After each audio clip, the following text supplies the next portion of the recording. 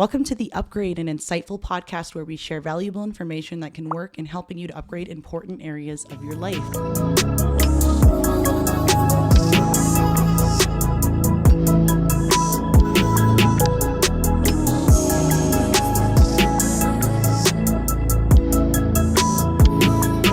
To start off, we'll talk about 3 different ones, but there's things that every human knows they should do. We all know we should eat healthy. We all know we should exercise. But what are the things that we actually do? Things that we're actually pretty committed to. Obviously, if we travel or we do something or we fall off the bandwagon, totally normal. But just for the most part, things that we don't really stop. And if we do, we're like, we feel it and we got to get right back on. Things we're actually consistent about. What would you say, Carly, is like your number one? I think starting my morning off properly with putting things in my body that is going to optimize my day. First and foremost, water. Water is like the most important thing to put in your body first thing in the morning. You need to wake up those cells, hydrate your body, hydrate your brain. So hydrogen water is the only type of water I will actually put into my body.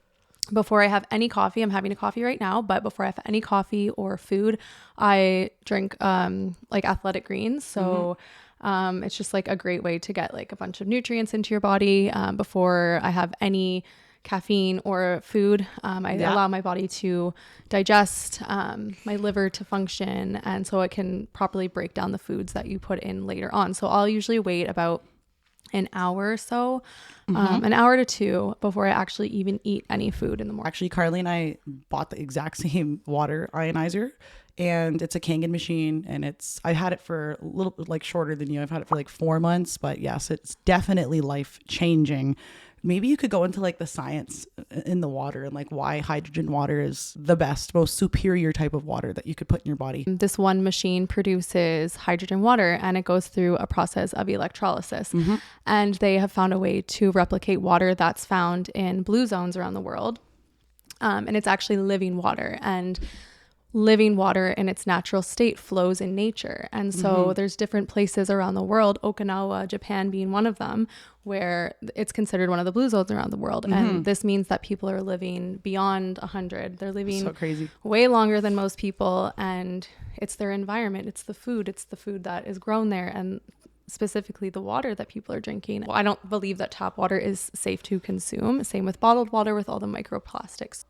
Sam and I have invested into a water ionizer that hooks up right into our kitchen. And this is manufactured in Okinawa, Japan. So like I said, where one of the blue zones are. And our machine replicates the same water found in the blue zone there. So there's titanium plates that are dipped in platinum inside the machine. And so the water basically flows through your tap. It goes through the machine, through the process of electrolysis. It's almost like an electric shock. So if you would think of a lightning bolt, when lightning strikes, that's what's happening inside the machine. And it separates the water. It splits it apart into tiny little molecules, which produces molecular hydrogen. This molecule is the smallest molecule in the universe. It's able to penetrate in your cell. It's able to pass the blood-brain barrier, so you actually can properly hydrate yourself. It's way more hydrating. Yeah, and it's waking your cells up. It's your brain is like 85 to 90% water. Your body is made up of 70 to 75% water. So it does matter the water you put in your body. Absolutely. If you go from drinking like pure hydrogen water and you're drinking that day to day for like, I've been drinking it for a year now, and then you go back and you have a sip of tap water, like your body like rejects it. It's like, what is this? No. Yeah. Okay. So number one, water. And it sounds like you have a somewhat of a similar kind of thing that I like to do every day, which is eating light to heavy. So I learned this a long time ago, and like everyone has their different take on breakfast. Some people believe in eating these perfectly powerful protein punched breakfasts. I personally don't like the way I feel after I have a bunch of eggs and a bunch of toast in the morning. I don't feel good, and I just find I'm not even that hungry in the morning. So I just take that as a cue that, okay, if I'm not hungry, my body probably doesn't need food, but I know I'll get hungry. I'm always hungry. So Sam's hungry. So basically, I just try to do the same thing. I try to start with water, and if I'm in a more motivated mood, I will do the lemon water with a bit of cayenne pepper and the apple cider vinegar. Just wait about 20 minutes, then jump to the coffee, just because coffee is like very acidic in your body. And then when it's time to eat, lately I have actually been intermittent fasting without really knowing it. I'm like, oh, okay, it's like 11 a.m. Or 12. I'm hungry now. I'm like, how did I not like notice I was hungry till then? But like, I'm fine. And I feel better when I eat light to heavy. So that light to heavy, meaning like the first thing I eat, I want it to be something light. And I usually 90% of the time, my breakfast is just a piece of fruit or smoothie, or if I have time, juice. So, and the other reason why, what I've learned why this is really good is because if you think of digestion as like traffic. So if you put a really heavy meal in your body in the morning, it takes time to digest that. It takes a lot of digestive juices and enzymes to break all that food down. And then you go into lunchtime and you have a heavy lunch, and now it's like this still isn't even digested yet. And this is now has to be digested. And then you go into dinner, which usually should be your biggest kind of meal of the day. And then you just have this massive traffic jam in your body of all of these things that take hours to digest depending on what you're eating. So if you start light to heavy, I mean, it only takes 20, 30 minutes to digest fruit. So that's through you. You get all those nutrients on the empty stomach. And then maybe for lunch, you have something a little bit heavier, maybe like a salad with some type of protein or whatever. And then again, that will just take a few hours to digest. And then if you eat something heavy at dinner, like a steak, which takes hours to digest, you get all of your sleep time to digest that. All of the morning the next day, your body has to digest that steak because that's how long it could take. And then you just go into your light eating again, and then you never have like a traffic jam in your body. And I just feel so much better. And ever since I've learned that, that's something that I have not stopped doing. I really just try not to eat that for the most part, nor do I really even crave it in the morning. So yeah, that kind of ties in with you having your water first, and then your green juice, and then your breakfast. Yeah, like if you're like waking up and immediately consuming food, like your body's not you're awake yet, your cells aren't awake, you need to wake up the body first, right? So it's key to drink that water and look into the type of water that you're drinking, because that is going to make a huge difference in like optimal body function. Another thing that is super, super important in my daily, weekly routine, I won't say I do it every single day, but exercise. And that can even mean getting out for like a 5-minute walk and just allowing the sun to shine. I think the sun has so many powerful healing benefits to our bodies. And so just moving your body, getting the blood flowing, whether that's walks, whether that's going to the gym and lifting weights, whether that's yoga, even like breath work. Like if you can sit there and like start to really connect to your body and breathe and do like deep belly breaths and get that oxygen flowing all the way up to your brain, like that's a workout in itself. Like I've like done breath work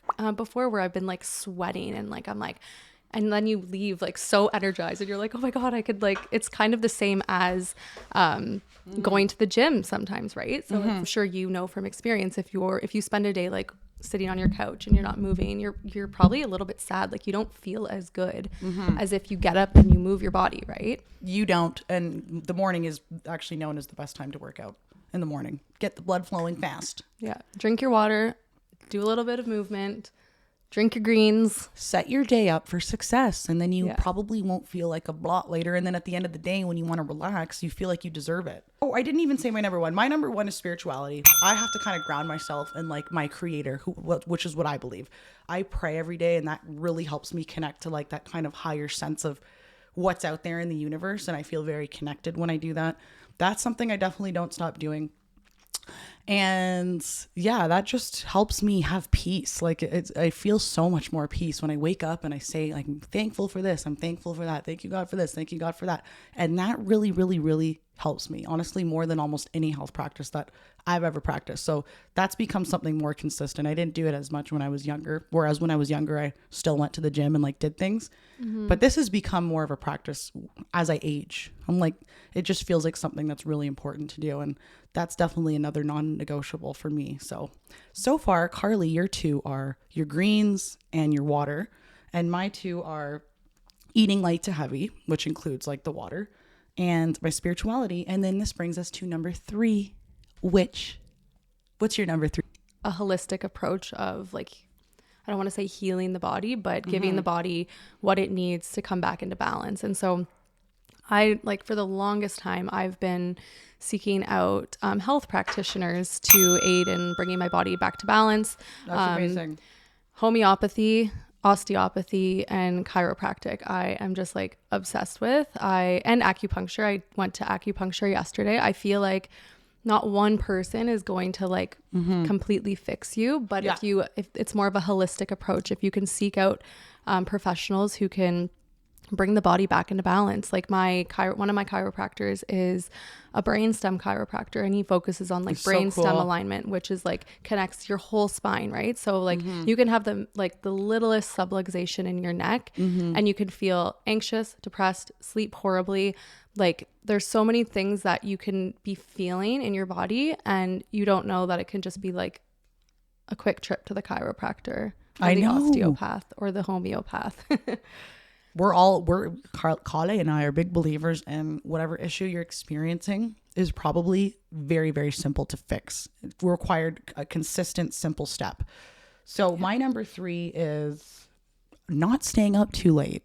I've been doing this one since I was about 30, which makes sense. I have a rule where nothing good happens after midnight. And I feel like I swear by this rule for a few years now, and this is something that I really cherish, like getting to bed at a reasonable hour, waking up at the crack of dawn before the sun's even up. Like I love that time of day when most of the world is usually sleeping at that time, or whatever side of the world you're on, and it's just quiet and it's peaceful, and that's when I do my spiritual connection and my praying and my I'm trying to get on breathwork, which will lead us to the next thing what we're trying to do, but I love those early morning times.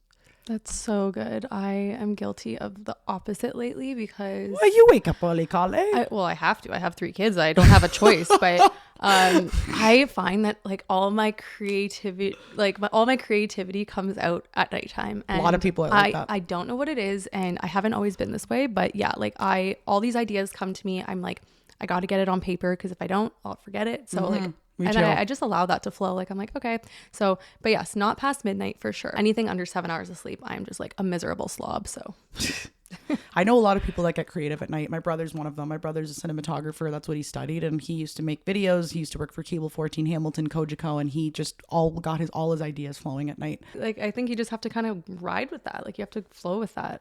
Yeah, whatever works for you. Some people, my mom, she will stay up till 6 a.m. And I'm like, what? Do you have a new habit that I don't know, mother? Oh my gosh. But she doesn't. She just can. But she will not wake up early. She hates it. It makes her feel like, I kind of believe that human beings are meant to like live during the daytime. That's personal. Some people don't function that well. But I do think that anybody could train themselves to get to where you're supposed to be. Yeah. Which I think, what do you think, Carly? Do you think ideally, naturally? I think we're supposed to follow the cycle of the sun and the moon. So when the sun's out, you're guns up. out. And when the moon's out, you sleep. And yeah, I think that even people that work night shifts, like my husband worked night shifts for about a year, and he was not himself. Like, was he grumpy? It wasn't even grumpy. He just like was different. It like changed him. And then we were like, this isn't working. So he doesn't do that anymore. But yeah, I think it's really unhealthy to like be nocturnal. Yeah, I think so. So I wanted to talk about some things that I wish that I did more, wish that I had the nerve to do. And you know what number 1 is, Kale? It's something you do and you actually freaking have one. What? Cold plunge. Oh, yes. Tell me what this is like when you do a cold plunge. It is so invigorating. Like it literally is like, I can't say I've ever like done drugs. Like good for you. Maybe like played around with a couple things here and there back in the day, but I'm not like into drugs. But yeah, I hate drugs. I feel like what people explain what drugs are is like similar to how you feel when you do a cold plunge. Like I've never done a cold plunge and not felt like I can take on the world. Like it so literally, cool. And there's so many benefits. I know there's so much science behind it. I kind of learned about like cold plunges and cold therapy from Wim Hof. I don't know if you've like heard about Wim Hof. He's like he's the Iceman. So like literally he does like heard of the Iceman. Breath work and like cold plunges, and he can literally like sit in cold water, like ice water for hours and be completely fine. And anyways, it's good for inflammation. So I know a lot of athletes, professional athletes use cold therapy. Yeah, it's the best. We bought one last year. How much are they? And you can get one off Amazon for like $100. Like they're not that expensive. Yeah. That's it. And then we just keep it in the backyard. We use it like in the winter because in the summer you have to continuously buy ice and fill it up. But in the winter, you just fill it up and you're good to go. Like in the morning we would go out and there'd be like a layer of ice on top. And so we'd have to like crack it and get in. Hi-ho. Get in. Even my children, we got my kids to do it. They were like 9 and 11. That's freaking crazy. And they loved it. Like we were all like addicted to it. That's once you do cold plunges, you can't go back. I know it. I did some research today on cold plunging, and it has both immediate and long-term effects. And there's a lot of them. So some of the short-term effects, it actually improves your immunity if you do it. And fat burning. So this was like astounding when I read this today. So when you do and it far surpasses any amount of cardio that you could ever do. A cold plunge surpasses this monumentally. Like it's actually crazy. So what happens is your blood obviously is moving when you're doing cardio and it's rushing up to your brain and it's giving you endorphins. And when you do a cold plunge, that's what happens, except it does it 10 times faster because your body goes into this state where it's like a little bit shocked and it has to survive. So it shoots oxygen up to your brain so fast. And if you stay in there, like those benefits are absolutely insane. So I thought that was crazy. So it actually burns fat because of this.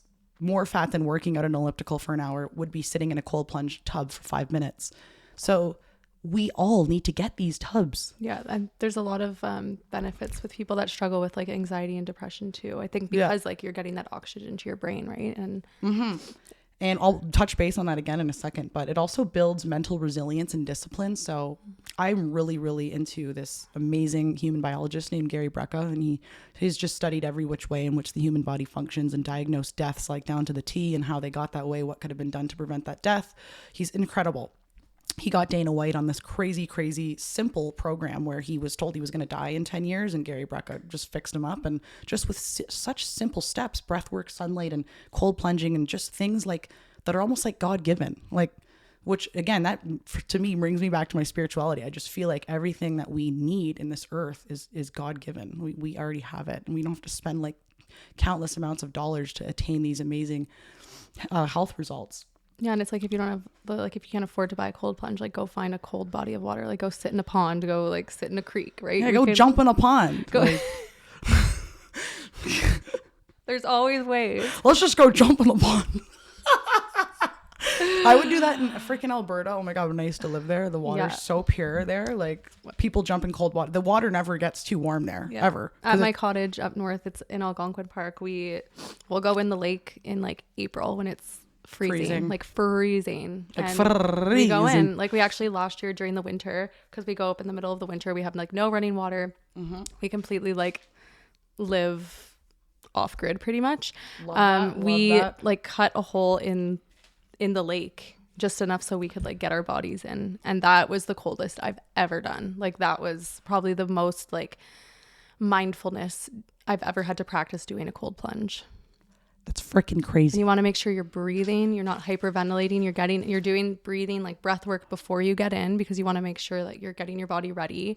So which we'll get into in a second. Doing like some deep breathing and just like feeling like allowing your nervous system to feel calm, and then you get in and you continue the breathing.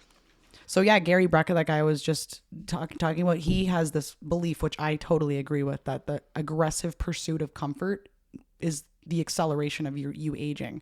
So what that means is like a cold plunge is uncomfortable, and you're kind of telling your mind who's boss when you put yourself in these uncomfortable situations and become mind over matter, and it makes you stronger. So I read a consistent exposure to cold temperatures allows your mind to get comfortable in a state of discomfort, which will improve your ability to deal with all kinds of stress. So the more you get comfortable being uncomfortable, the better you are at managing stress, which is freaking amazing. So you're teaching your body who's boss. So yeah.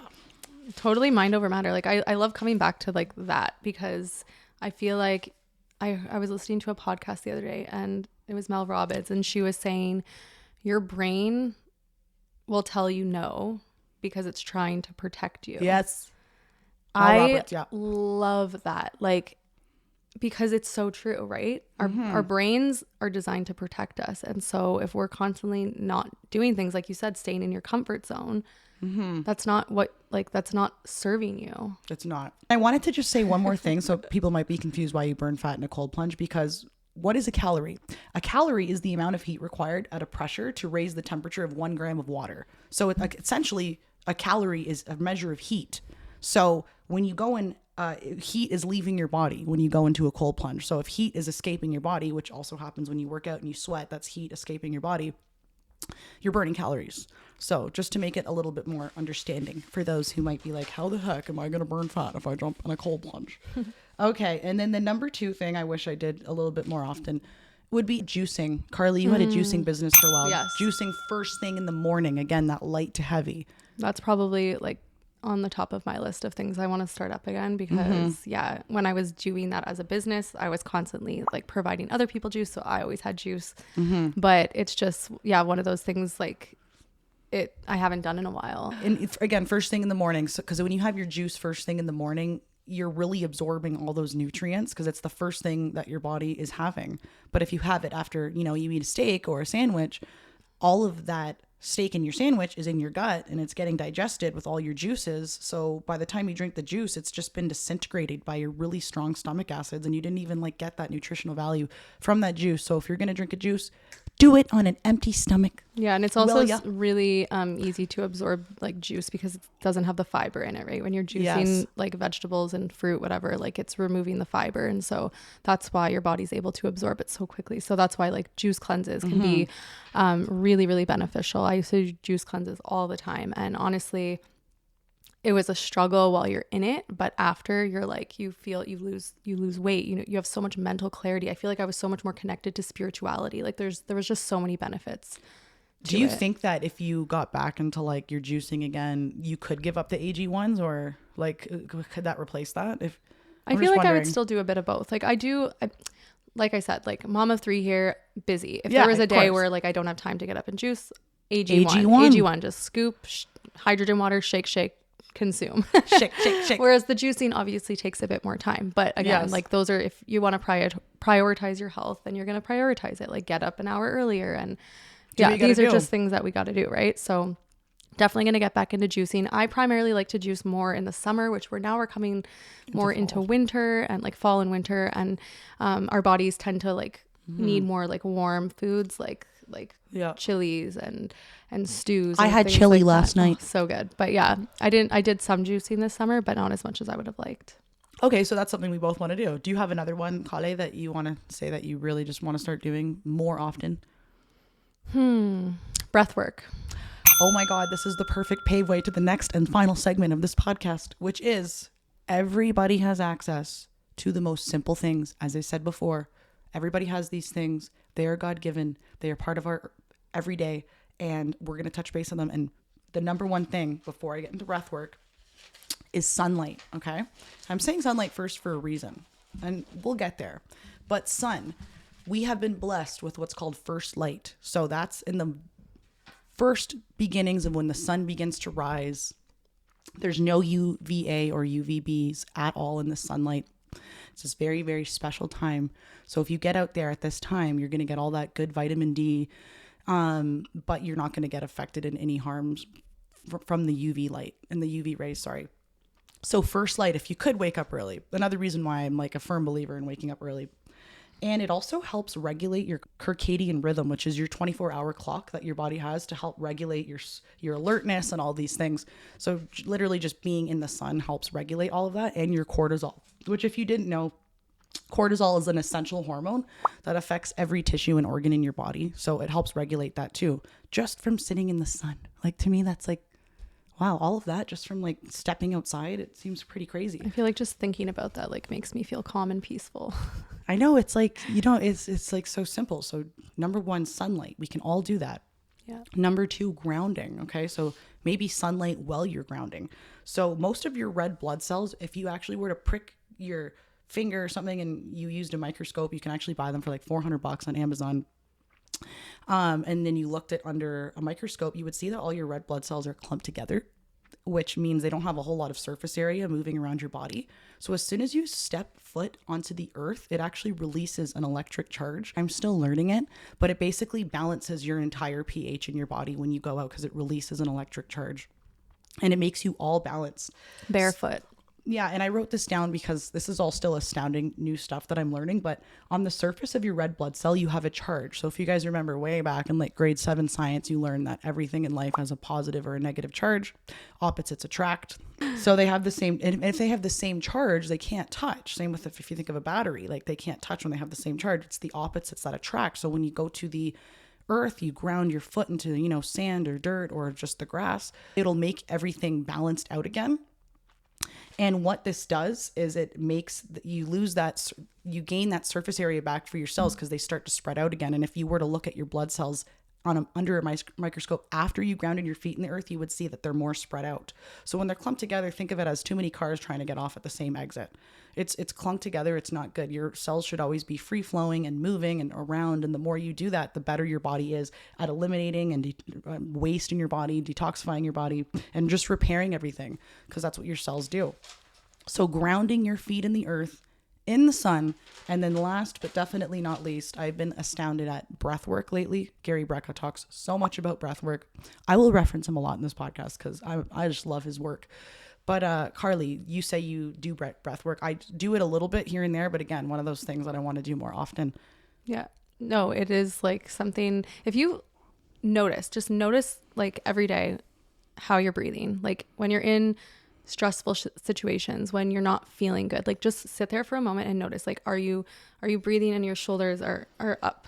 Are you stressed? Are you breathing just in your chest and not your belly? Like, right? Like it's just becoming like self-aware of like, yeah, in every situation, like how are we breathing? And if I'm ever like stressed out, overwhelmed from like my kids, if it's just becoming too much, I'll literally just close my eyes and sit there and just take 3 deep breaths, 3 deep belly breaths. Let's do it right now.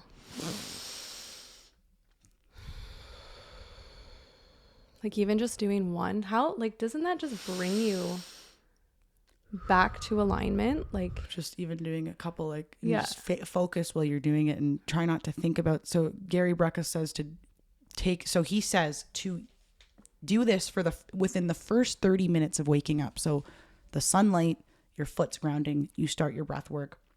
He does 3 rounds of 30 deep breaths.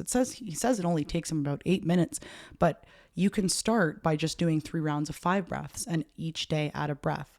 And he says to do it, like breathe obnoxiously. Like he wants you to activate your diaphragm here, your intercostals, like your lobes of your lungs, like every part here you're supposed to activate, and kind of that changes your posture a little bit when you do that. Like,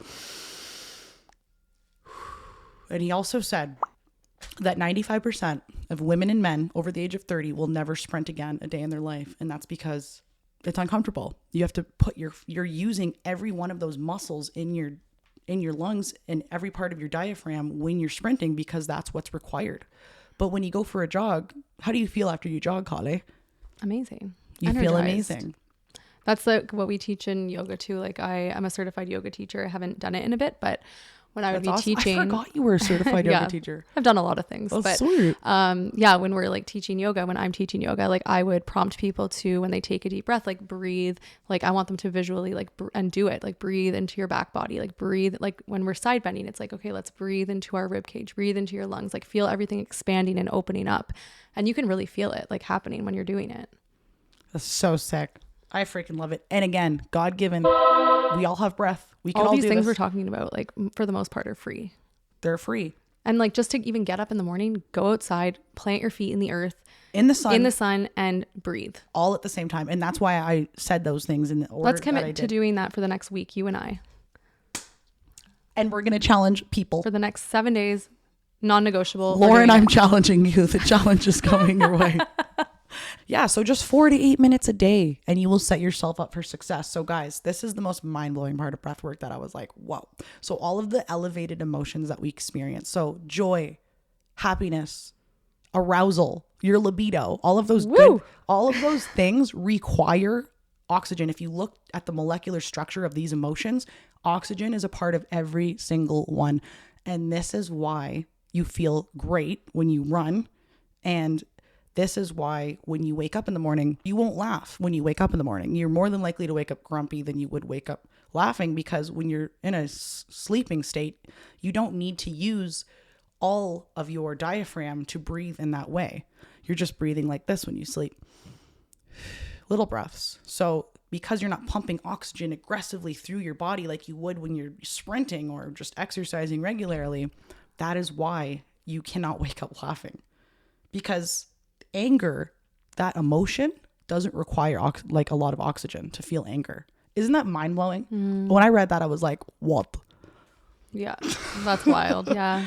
Like if Colin pinched you when you were sleeping, wouldn't you be pissed? I'd punch him in the face. Yeah. So. Oh my God, that's so funny. So yeah, the presence of oxygen is the absence of disease. So most disease, any disease that you've heard of, cancer, Alzheimer's, if you look down to the root cause, and you almost always see a lack of oxygen in these states of sickness. And like an acidic state, right? Like yeah, these diseases can't thrive and live in an alkaline state. And so if you're sick, you need to focus on getting the body back into a more alkaline state. Yeah, and we'll do a whole episode on just pH balance. Just throwing this out there, but negative thoughts create an acidic environment. And positive thoughts create an alkaline environment. And so just keep that in mind. Your thoughts do affect your biology. Yeah, and this is why we all have to work to rewire our brain and doing the things that make us uncomfortable, because the more you do it, the more neuron pathways go through the brain on that particular thing that you're doing, and then it becomes second nature if you keep doing it.